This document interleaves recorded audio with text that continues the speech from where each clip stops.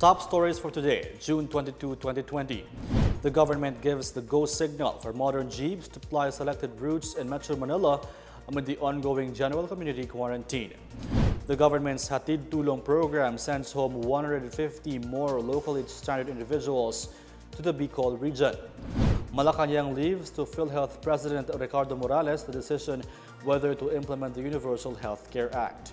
And government works on repatriating Filipino workers reported to be found scavenging for food in Saudi Arabia.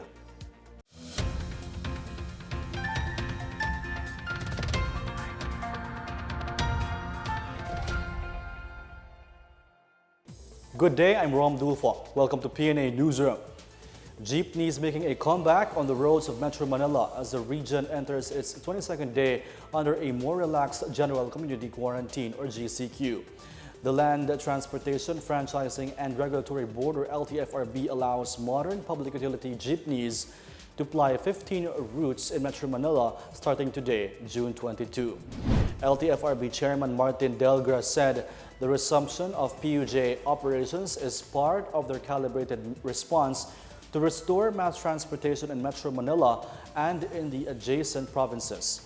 The 15 Metro Manila routes are Novaliches Malinta, Taguig Pasig, Fort Bonifacio Gate 3, Guadalupe Market, ABC Loop Service, Pandacan Leon Ginto, Quezon Avenue, LRT 5th Avenue Station, Cubao, Roses Super Palengke, EDSA Buendia, Mandaluyong City Hall, Rockwell, Divisoria, Gasak, Punta Quiapo via Santa Ana, Boni Pinatubo, Stop and Shop, Boni Robinsons, Calentong, Nicos, Vito Cruz, Philinvest City Loop, Alabang Town Center, Ayala Alabang Village, Vito Cruz Taft Avenue, PITX Loop Service.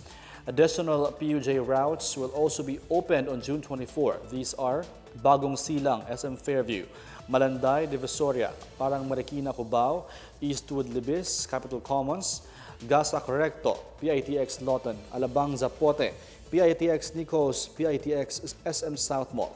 Routes that will be opened by June 26 are Quirino Highway, UP Town Center, SM Fairview, Commonwealth via Regalado, Tikling, Binangonan, Antipolo Pasig, Rosario, Pinagbuhatan Pasig, West Avenue, Pinoval via Del Monte, Binyan, Balibago via Manila South Road, Tramo, Sucat, San Isidro, Congressional Junction, Dasmariñas. For UV Express, the LTFRB says it will likely be allowed within the month. The LTFRB reminds all transport providers to adhere to minimum health standards such as wearing of face masks, implementation of no-contact measures such as cashless payments, use of thermal scanners, availability of alcohol and sanitizers, disinfection of high-touch surfaces of vehicles, establishment of disinfection facilities in various public transport terminals, and contact tracing. A 1-meter physical distance rule between persons will also be enforced inside all the PUVs and mass transport units. The government is polishing health and safety protocols for the return of locally stranded individuals or LSIs to their respective hometowns. This after several lawmakers from Eastern Visayas called for a review of the government's Hatid Provincial program and the health protocols being implemented for LSIs. Presidential spokesperson Harry Roque said aside from ensuring that all LSIs will be issued with medical certificates before they are allowed to return to their homes, the respective local government units must also have the capability to conduct polymerase chain reaction or PCR testing. Talagang riniripaso at binubuo natin ang polisiya para sa mga locally stranded individuals dahil ang ating mga existing protocols ay para po sa mga returning OFWs at overseas Filipinos. Napagkasunduan na kapag dumating na po yung mga in-order nating mga PCR testing kits, pwede naman pong i-subject din sa PCR testing ang mga pauwi na mga locally stranded individuals. In ILOILO, a maximum of 1,500 locally stranded individuals, or LSIs and OFWs, are allowed to return home in the province per week. Governor Arthur Defensor Jr. said the LSIs and OFWs will shoulder their own airline tickets if their trips are not included among those that are organized by the Overseas Workers Welfare Administration, or OWA. The LSIs and OFWs will also be required to submit a medical certificate and travel authority before the issuance of their boarding pass.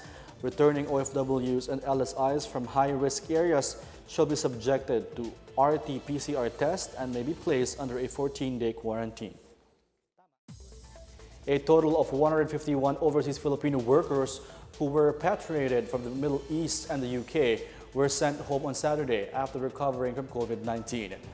The repatriates, composed of seafarers and land-based OFWs, stayed at the We Heal as One Center Philippine Arena in Bulacan. The OFWs residing in parts of Luzon were transported to the Parañaque Integrated Terminal Exchange, while those going to Visayas Mindanao were brought to the Ninoy Aquino International Airport. As of June 20, a total of 367 patients have recovered from COVID-19 at the Philippine Arena facility. Some of the 150 locally stranded individuals who were sent back to their hometowns in the Bicol region on Saturday were all thankful and happy. These LSIs safely arrived via PNR trains through the Duterte administration's Hatid Tulong initiative. Aside from the free transportation, they were also given cash aid by the DSWD, a bag of groceries and food for their trip. PNR employees continuously reminded the LSIs to follow safety protocols, observe physical distancing, wash and disinfect their hands, and always wear their face masks. These Hatid Tulong beneficiaries are isolated for 14 days by their respective local government units to ensure that they are COVID-19 free. Heads up for travelers as the COVID-19 pandemic transforms rules and requirements for international air travel. The Foreign Affairs Department releases updates on travel bans and restrictions imposed by over 160 countries in the Americas, Asia and the Pacific, Europe, and the Middle East and Africa. The list covers most countries or areas where Filipinos may travel. The DFA encouraged the public to refer and be guided by the travel restrictions infographics, and that the information is subject to change without prior and sufficient notice.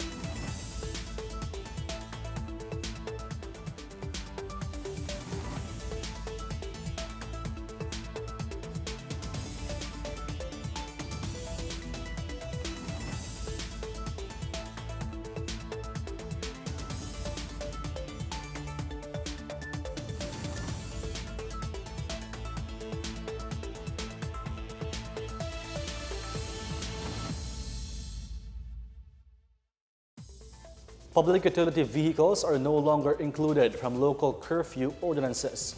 The Interagency Task Force for the Management of Emerging Infectious Diseases affirmed exemption of PUVs from local curfew ordinances under Resolution Number 47. Under the resolution, only non-workers in areas placed under MECQ, GCQ, and modified GCQ will be covered by the curfew. The IATF-EID also urged law enforcement agencies to treat curfew violators fairly and humanely. Besides PUVs, public utility buses and UV Express with limited passenger capacity will also be allowed with the second phase of the resumption of transportation starts. Malacanang earlier said back riding on motorcycles will soon be allowed despite the strict quarantine restrictions to combat the disease. The IATF ordered the DOTR, DOST, DOH, MMDA, and the Bureau of Philippine Standards to look for the safest and effective manner to ensure the safe back riding amid the outbreak. Local government units in Butuan and South Cotabato are on alert as local transmissions are reported in their areas. Marita Muahe with more. The Department of Health in Caraga has confirmed a local transmission of the coronavirus disease 2019 after reporting 16 new infections in Butuan City. This brings to a total of 27 confirmed COVID-19 positive cases in the city. DOH 13 Director Jose Liacuña Jr. said 3 cases have no history of travel to areas with community-wide transmission, nor exposed to a positive case or a close contact of a known confirmed case. Liacuña said on the local government units to strictly implement the health protocols to contain the spread of COVID-19. Butuan City Mayor Ronnie Vicente Lagnada issued Executive Order number 36, placing 33 barangays under modified enhanced community quarantine. In South Cotabato, a 44-year-old returning resident has tested positive for COVID-19, bringing the total number of confirmed infections to 16. DOH Health Education and Promotion Officer Arjan Gangoso said the female patient had traveled to Metro Manila and arrived in the province last June 4. The patient underwent an RT-PCR test and was tested positive of the disease. She's under quarantine in an undisclosed isolation facility and closely monitored by health workers. In Iloilo City, 3 security personnel at the Iloilo provincial capital were placed on quarantine after their exposure to a COVID-19 positive patient. The 3 security personnel were assigned at the capital's front entrance, where the COVID-19 positive patient inquired on Tuesday. The COVID-19 patient is a 37-year-old male from Cebu City who was out to deliver heavy equipment for a construction company. The patient is asymptomatic and under facility quarantine in Calinog, while the 3 guards are under quarantine in their respective municipalities with corresponding support from the Iloilo provincial government. For the PNA Newsroom, I'm Marita Muahe. Still to come, Malacanang leaves it up to Philhealth President Ricardo Morales' decision whether to implement the Universal Healthcare Act. The DOST launches the One Store app to help small and medium enterprises sell their goods amid the COVID-19 pandemic. More on these when the PNA Newsroom continues.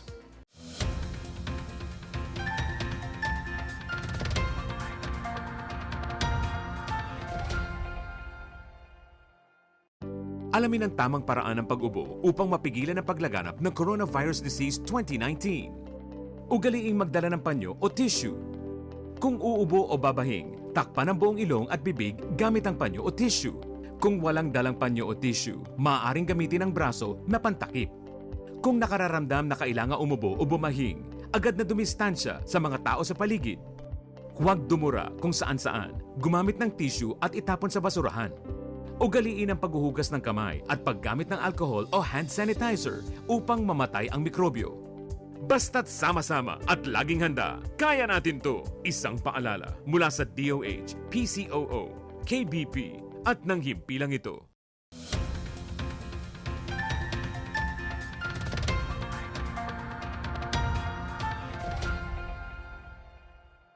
Malacanang says it will leave it up to Philhealth President and CEO Ricardo Morales to decide on the implementation of the Universal Healthcare Act.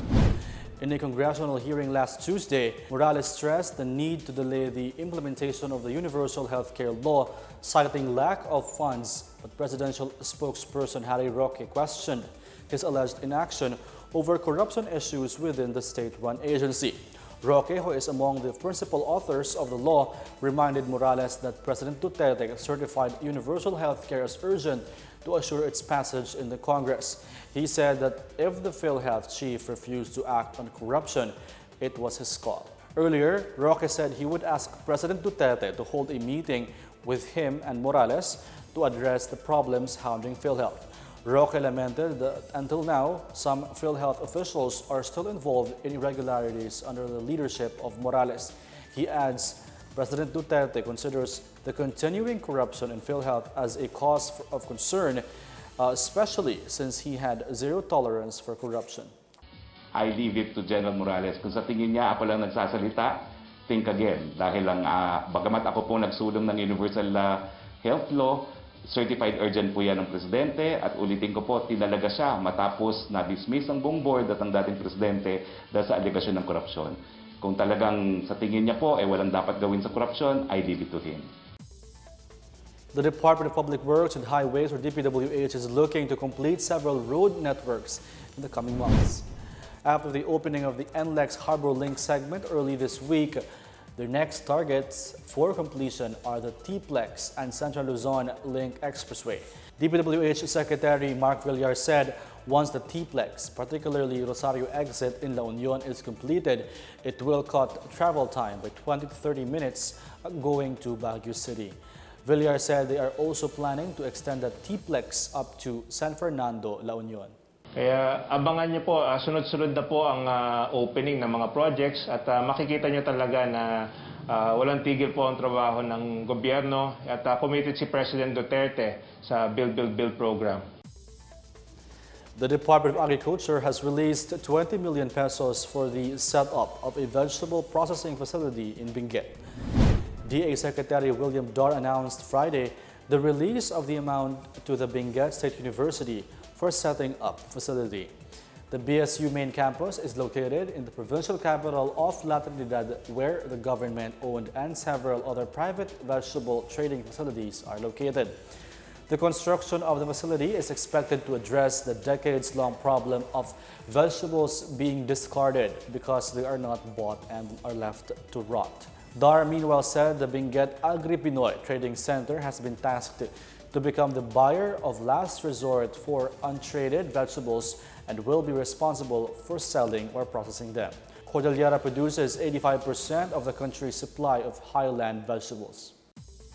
In our business news, Toyota Motors Philippines, through the Department of Health, announced it is donating 30 units of Toyota Vios to public hospitals that will be used to transport health workers.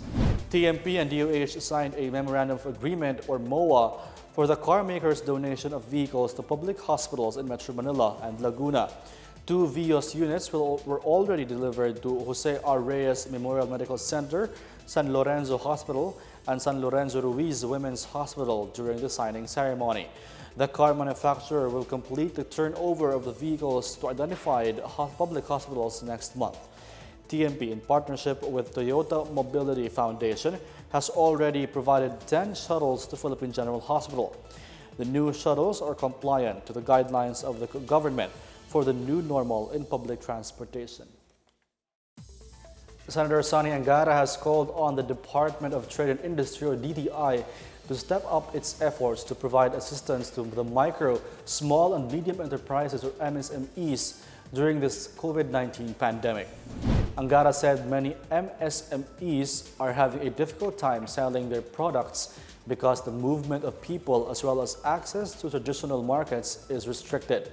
Angara told the DTI to ramp up its efforts to assist MSMEs in tapping the online market as a way to restart their operations. Angara also urged the Department of Agriculture and DTI to ramp up its efforts to make the products of farmers and fisherfolk available online. Meanwhile, Angara lauded the DTI on its plans to boost local products and industries and encourage Filipinos to shop local, eat local, travel local, and buy local. He encouraged the DTI to continue building partnerships with e-commerce platforms to make Go Local products available for orders and delivery. The DOST has launched the One Store app to better help the small and medium enterprises market their products and reach out to a wider public. The app can be downloaded for free via the onestore.ph website. DOST Secretary Fortunato de la Peña said having the app would allow faster delivery to customers. The buyer can also locate the nearest SMEs within his or her vicinity. De La Peña said any SME could be part of the One Store, not just those who were assisted by the agency. Any interested party should undergo orientation before using the app. He also pointed out that the DOST does not collect any commission from the SMEs. De La Peña said that at present, there are 28 one-store hubs nationwide where customers could walk in and purchase products. Around 360 SMEs are selling their products via the One Store.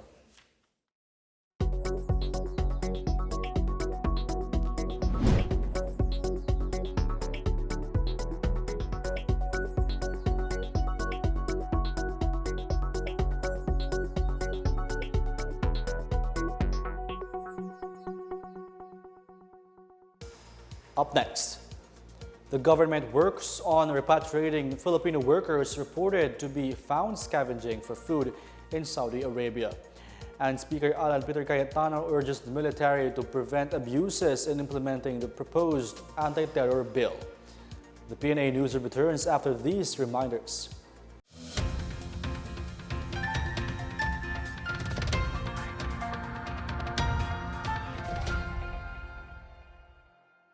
Tandaan ang tamang paraan ng paghuhugas at paglilinis ng kamay upang makaiwas sa iba't ibang karamdaman. Basain ng tubig ang mga kamay at sabunin. Unang sabunin ang mga palad at ang likod ng mga kamay. Kuskusin na maigi ang pagitan ng mga daliri at maging ang mga kuko. Isunod ang pagitan ng mga hinlalaki at kuskusin ng paikot ang mga dulo ng mga daliri sa magkabilang palad. Banlawang mabuti ang mga kamay sa malinis na tubig at patuyuin ang mga kamay gamit ang single-use towel o air dryer. Basta't sama-sama at laging handa, kaya natin to! Isang paalala mula sa DOH, PCOO, KBP at ng himpilang ito.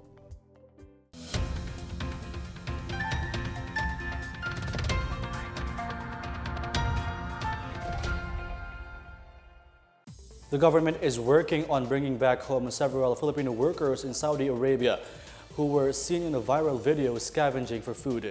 Meanwhile, Malacanang bared that the remains of some 50 OFWs who died of COVID-19 in Saudi will be buried in the host country. More on this from Chris Mundo. The Philippine Overseas Labor Office in Riyadh is in talks with the employer of Filipino workers in Kingdom of Saudi Arabia who reportedly resorted to scavenging for food from the garbage. In a statement, Polo said it is coordinating with the Team Time Company and the Saudi Ministry of Human Resource and Social Development to bring home the workers. The embassy said Polo has also provided food assistance to the workers.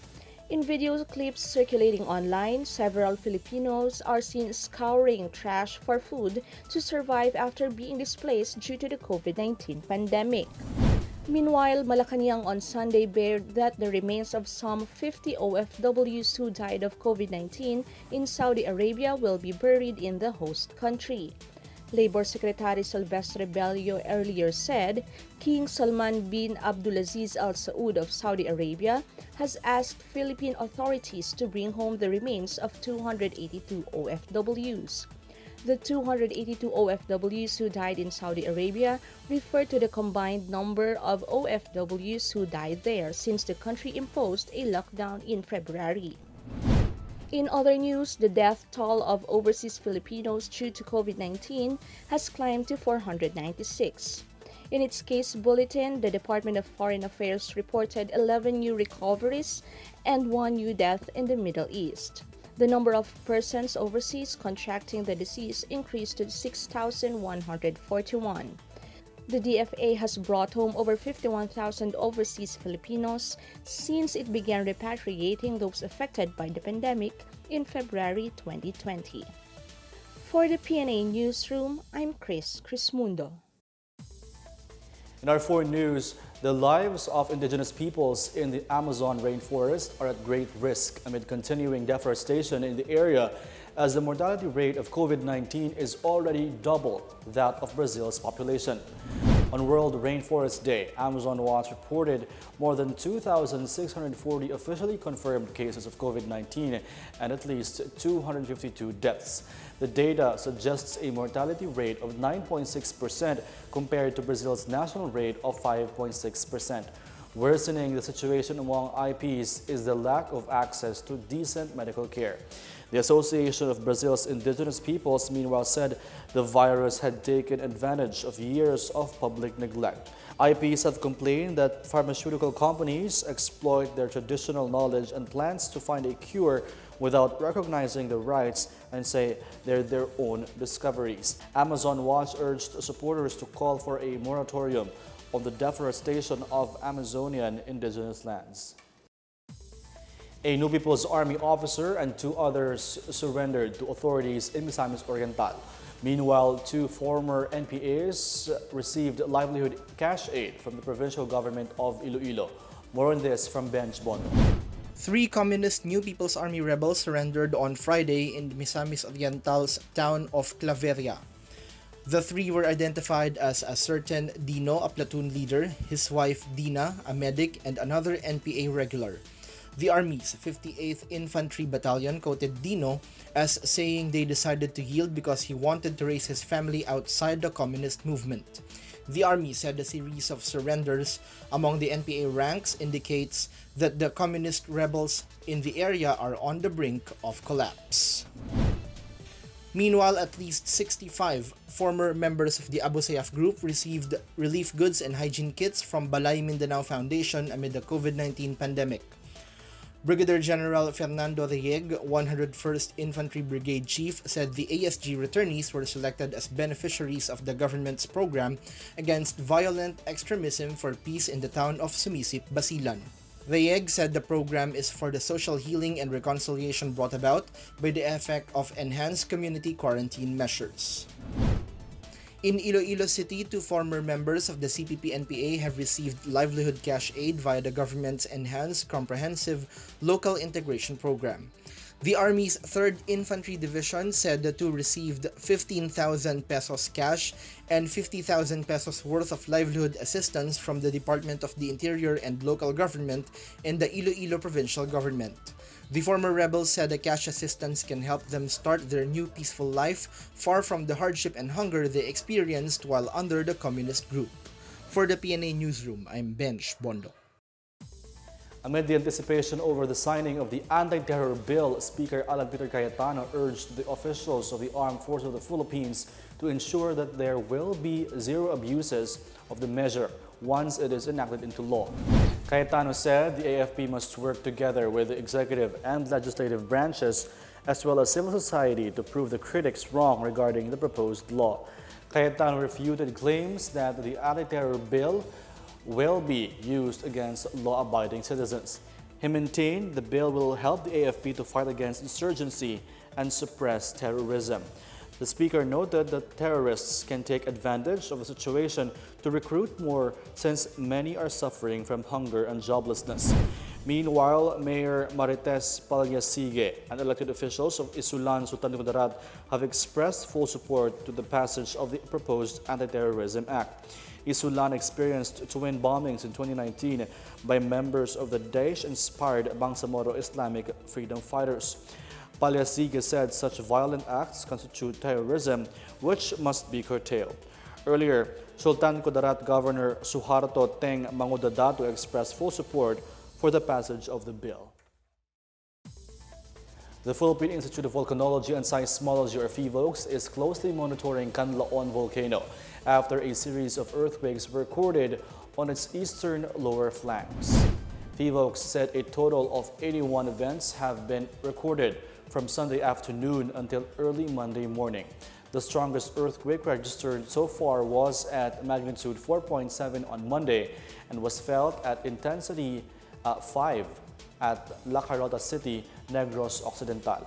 PHIVOLCS said alert level 1 is still in effect, meaning Canlaon volcano is in an abnormal state and has entered a period of unrest. Meantime, the public was warned against approaching or entering the 4-kilometer radius permanent danger zone.